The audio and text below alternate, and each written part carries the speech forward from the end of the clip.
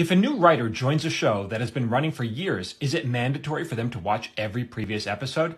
No, nothing's mandatory. You won't be quizzed or tested. You could do whatever you want. That said, I think it's pretty lazy and stupid if you don't.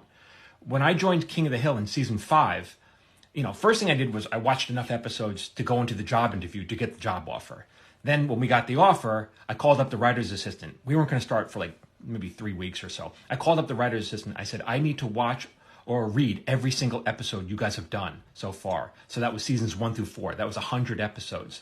The next day I show up to work, they gave me a big box full of scripts and DVDs, and I got to it. So that's like 50 hours worth of King of the Hill. Like, it's a lot. It's a great show, but it's a lot. I did it, though, because I wanted to learn the characters' voices. I wanted to get it down. Hank doesn't say darn it. He doesn't say damn it. He says dang it.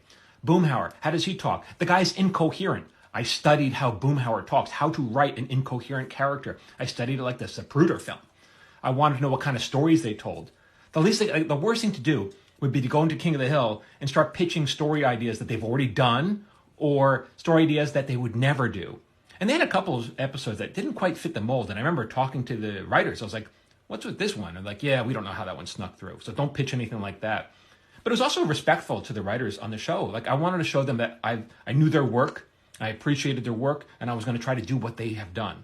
It's respectful. I've done other shows where new writers join in the mid-run, and they don't do this kind of stuff, and they waste our time by pitching ideas that we would never do, we already have done. It's like, what are you doing? If you don't want to be here, go away, It's disrespectful to everyone. Getting these jobs is really hard, and getting fired is actually pretty easy.